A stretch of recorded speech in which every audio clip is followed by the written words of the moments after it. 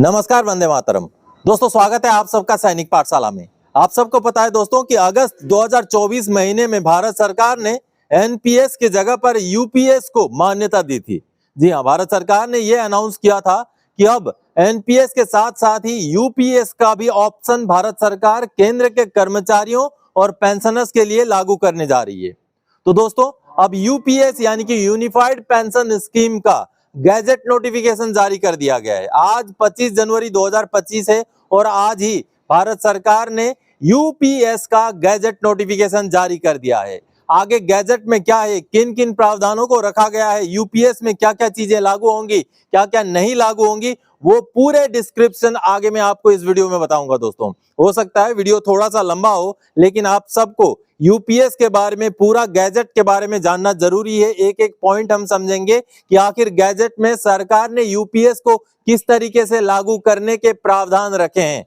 तो इन्हीं विषयों को जानेंगे इस वीडियो में। वीडियो में आगे बढ़ने से पहले हमेशा की तरह मेरा आप सबसे आग्रह है, अगर सैनिक पाठशाला चैनल का वीडियो आप पहली बार देख रहे हैं या अभी तक चैनल को सब्सक्राइब नहीं किया है, तो चैनल के साथ जुड़े रहने के लिए, इसका हिस्सा बने रहने के लिए और आपसे जुड़ी हुई भरोसेमंद ऑथेंटिक जानकारियों को पाते रहने के लिए चैनल को सब्सक्राइब जरूर करें। तो चलिए दोस्तों, ज्यादा समय ना गवाते हुए सीधे मैं आपको ले चलता हूं, गैजेट दिखाता हूं भारत सरकार ने जो आज पब्लिश किया है यूपीएस के ऊपर। उस गैजेट को देखते हैं।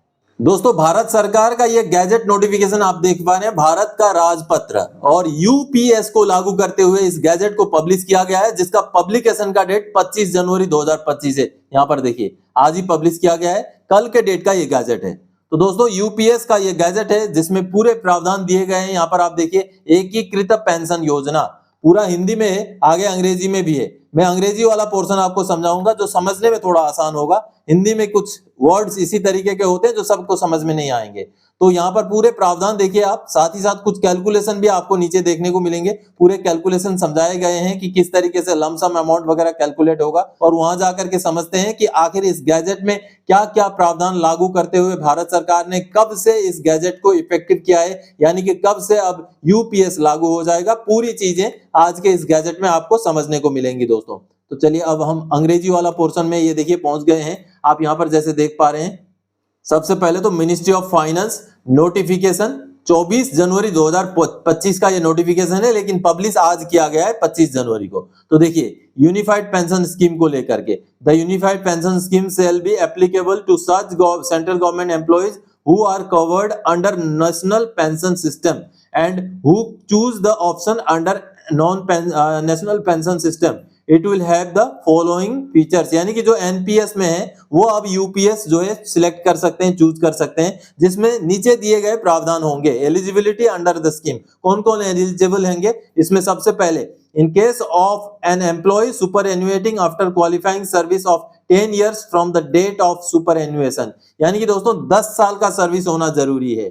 In case of government retiring an employee under the provision of FR 56J, which is not a penalty under Central Government Civil Services Classification Control Appeal Rule 1965 from the date of such retirement, यानी कि दोस्तों ये जो प्रावधान है, ये जो पिछले पेज में आपने देखा था, इसके तहत जो रिटायर हुए हैं वो भी इसके लिए एलिजिबल होंगे। आगे दोस्तों सी में आप देख पा रहे हैं, इसमें जो प्रावधान है, इन case of voluntary retirement after minimum qualifying service period of 25 years from the date of such employee would have superannuated if the service period had continued to superannuation, यानी कि दोस्तों यहाँ क्लियर कर दिया गया है कि 25 साल पूरा होने पर ही वॉलंटरी रिटायरमेंट में जो है पेंशन का फायदा दिया जाएगा। ये क्लियर कर दिया गया है यहाँ। आगे, assured payout shall not be available in case of removal or dismissal from service or resignation of the employee. In such cases the unified pension scheme option shall not apply, यानी कि ये पहले से भी ये तो प्रावधान है ही, कोई अगर रेजिग्नेशन देता है या किसी को डिसमिस किया जाता है तो यूपीएस का फायदा नहीं मिलेगा। आगे, benefits and under the scheme, क्या क्या बेनिफिट्स रहेंगे? सबसे पहले देखिए, the rate of full assured payment will be 50% of 12 monthly average basic pay immediately prior to the superannuation. Full assured payout is payable after a minimum of 25 years qualifying service, यानी कि 25 साल qualifying service होना जरूरी है, और जब आप retire होंगे उसके पीछे के 12 महीने का जो है टोटल लिया जाएगा, उसका एवरेज बनाया जाएगा और उसका जो है 50% आपको पेंशन के तौर पे मिलेगा दोस्तों, फिक्स्ड पे आउट जिसको कहा जाएगा। In case of lesser qualifying service period proportionate pay out would be admissible, यानी कि अगर किसी का क्वालिफाइंग सर्विस नीचे है, कम है, 25 साल से कम है, तो उसी हिसाब से प्रोपोर्शनेटली उनका पेंशन का कैलकुलेशन भी नीचे की तरफ जाएगा। अगला दोस्तों, ए मिनिमम गारंटीड पे आउट ऑफ ₹10,000, यानी कि किसी का अगर पे आउट यानी कि पेंशन अगर 10,000 से नीचे भी निकलता है तब भी उनको मिनिमम 10,000 में फिक्स किया जाएगा। आगे दोस्तों, in case of voluntary retirement after a minimum 25 years qualifying service assured pay out will commence from the date on which the employee would have superannuated if he had continued service. यहाँ पर दोबारा clear कर दिया गया है, 25 साल से पहले ही कोई वॉलंटियर रिटायरमेंट हो जाते हैं तो उनका पेंशन तभी शुरू किया जाएगा जब उनका 25 साल पूरा हो जाता है, अगर सर्विस में होते तो इस पीरियड तक उनको इंतजार करना पड़ेगा, ये क्लियर हो जाता है। आगे दोस्तों, in case of death of the pay out holder after superannuation family पे आउट, यानी कि फैमिली पेंशन दिया जाएगा 60%, उनको जितना मिल रहा था, जितना पेंशन उनको मिल रहा था यूपीएस के जरिए उसका 60% उनको दिया जाएगा। साथ ही साथ dearness relief will be available on the assured payout and family पे out as the case may B.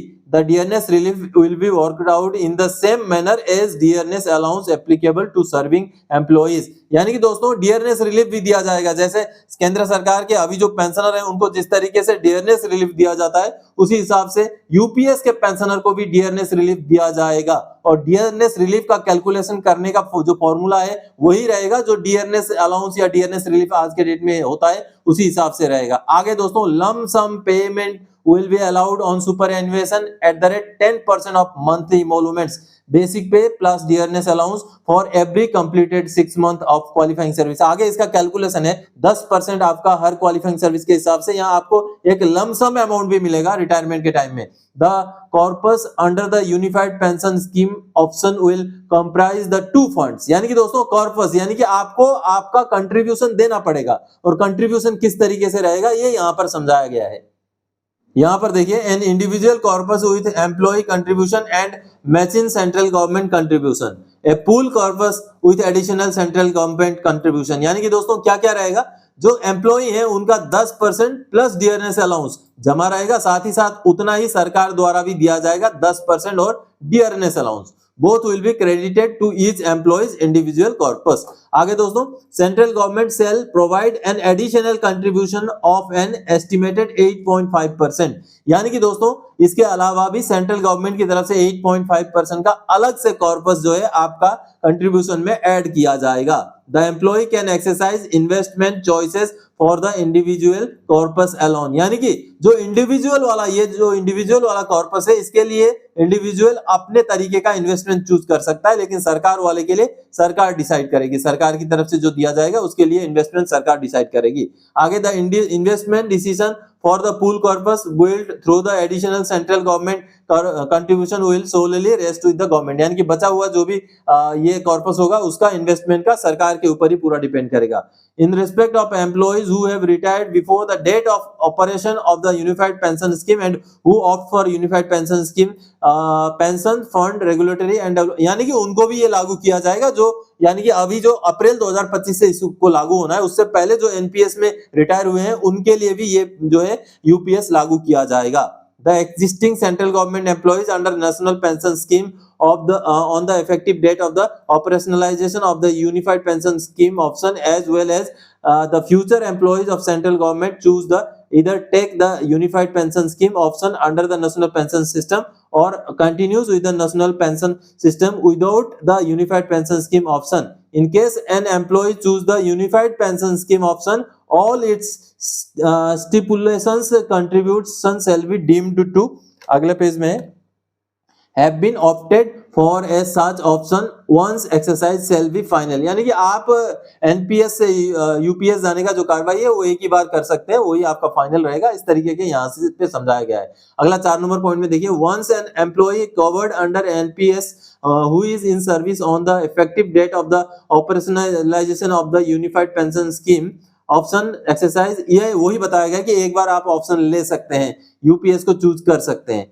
आगे, for each employ covered under the national pension system who have exercise unified pension scheme option A benchmark corpus value shall be computed, यानी कि जो आपने NPS में already जमा कर दिया है उसका एक बेंचमार्क बना करके उसको कन्वर्ट किया जाएगा उस पैसे को। इस तरीके से यहाँ पूरा प्रावधान बताया गया है दोस्तों। आगे the value of unit in the individual corpus with investment choices of the employees shall be informed to such employees. ये बहुत सारे प्रावधान और भी हैं जो रिटायर हो गए उनके लिए भी यहाँ पर प्रावधान है। तो आप वीडियो को पॉज करके भी पूरी चीजें समझ सकते हैं दोस्तों, डिटेल्स में आपको समझना हो तो, क्योंकि वीडियो ज्यादा लंबा ना हो जाए इसलिए मैं थोड़ा जल्दी जल्दी स्क्रॉल कर रहा हूं। और मूल चीज यहाँ पर जैसे आप यहाँ पर देख पा रहे हैं, ये जो स्कीम है यूपीएस स्कीम जो है ये 1 अप्रैल 2025 से लागू किया गया है। और अभी जो देखने को मिला है दोस्तों, इसमें बहुत सारे कंडीशंस, बहुत सारे रूल्स जो है लागू किए गए हैं। इसमें बहुत सारे इफ्स एंड बट्स को जो है जोड़ दिया गया है ये सारे प्रावधान में इस गैजेट के जरिए। अब देखिए जो कंट्रीब्यूशन रहेगा उसका पूरा डिटेल्स यहाँ पर लिखा गया है कि किस तरीके से जो है कैलकुलेट किया जाएगा। ये पूरा एग्जांपल के साथ यहाँ बताया गया है कि जो लमसम अमाउंट जो है वो कैसे कैलकुलेट होगा, आपका पेंशन का जो अमाउंट है यूपीएस के जरिए वो कैसे कैलकुलेट होगा, पूरा चीजें इसमें समझाया गया है दोस्तों। तो ये जो गैजेट है ये मेरे पास मौजूद है दोस्तों। आपको अगर ये गैजेट चाहिए तो आप व्हाट्सएप में मुझसे संपर्क कर सकते हैं। आप चैनल को ज्वाइन करेंगे तो आपको व्हाट्सएप नंबर प्रोवाइड किया जाएगा, उसके बाद आपको ये गैजेट अगर चाहिए तो मैं आपको ये गैजेट प्रोवाइड करा दूंगा। तो दोस्तों इस तरीके से पूरा डिटेल्स के साथ पूरा कैलकुलेशन को समझना है तो आप वीडियो को पॉज करके भी समझ सकते हैं, या तो फिर आप गैजेट का कॉपी मुझसे लेकर के भी पूरा जो है गैजेट में जो प्रावधान है वो समझ सकते हैं, क्योंकि यहाँ पर इतने सारे कैलकुलेशन और इतने सारे प्रावधान है कि ज्यादा मैं पूरा समझाने जाऊंगा तो वीडियो ज्यादा लंबा हो जाएगा। और आगे मूल तहत इसमें जो बातें हैं दोस्तों यही समझ में आता है कि आप जब पेंशन आ रहे होंगे जितना आपका बेसिक होगा उसका आधा आपका पेंशन फिक्स किया जाएगा। आपके मृत्यु के पश्चात फैमिली पेंशन आपको जितना मिल रहा है उसका 60% दिया जाएगा। उसके साथ ही साथ आपको डियरनेस रिलीफ भी रहेगा। और मूल बात है 25 साल से नीचे कोई अगर वॉलंटियर रिटायरमेंट ले रहा है तो उनको पेंशन शुरू करवाने के लिए 25 साल तक का इंतजार करना पड़ेगा। और साथ ही साथ जो कंट्रीब्यूशन है कर्मचारी का कंट्रीब्यूशन 10% प्लस डीए, और साथ ही साथ उतना ही सरकार की तरफ से भी कंट्रीब्यूशन दिया जाएगा। इसके साथ साथ एडिशनली 8.5% का भी कंट्रीब्यूशन सरकार की तरफ से पेंशनर्स को दिया जाएगा। ये सारी चीजें इस गैजेट में लिखा हुआ है दोस्तों। तो अब गैजेट पब्लिश हो चुका है दोस्तों। अब 1 अप्रैल 2025 से यूपीएस के तहत पेंशनर्स को लाभ मिलने का सिलसिला शुरू हो जाएगा। लेकिन जिस तरीके से यूपीएस को लागू किया गया है कई सारी चीजें अच्छाइयां तो हैं। सबसे अच्छी बात है एक फिक्स्ड पेंशन है कि आपका जितना पेमेंट रहेगा रिटायरमेंट के समय में उसका 50% आपको पेंशन मिला करेगा। साथ ही साथ आपको फैमिली पेंशन का भी प्रावधान है, साथ ही साथ डियरनेस रिलीफ का भी प्रावधान है। लेकिन कुछ चीजें इसमें खामियां भी हैं, जैसे कंट्रीब्यूशन जो है वो कंटिन्यू रहेगा। जो कर्मचारी से कंट्रीब्यूशन लिया जाएगा 10% का वो कंटिन्यू रहेगा। साथ ही साथ जो प्रीमेच्योर रिटायर होंगे, वॉलंटियर रिटायर होंगे, उनके लिए भी पूरा साल उनका जब अवधि पूरा नहीं हो जाता तब तक उनको इंतजार करना पड़ेगा पेंशन के लिए। ये भी प्रावधान गैजेट में दिखाई दे रहा है। तो कहीं ना कहीं गैजेट में कुछ खामियां हैं। तो कुल मिलाकर के केंद्र के जितने भी कर्मचारी हैं जो आगे आने वाले समय में रिटायर होंगे, 2004 के बाद के भर्ती थे जिनको एनपीएस लागू था, अब यूपीएस के जरिए उनको कुछ हद तक फायदा मिल पाएगा दोस्तों। तो दोस्तों आज के इस वीडियो में इसी गैजेट की जानकारी को लेके आया था। आगे और कोई जानकारी दायक आपसे सरोकार रखने वाला विषय लेके मैं फिर से हाजिर हो जाऊंगा। तब तक के लिए जय हिंद दोस्तों।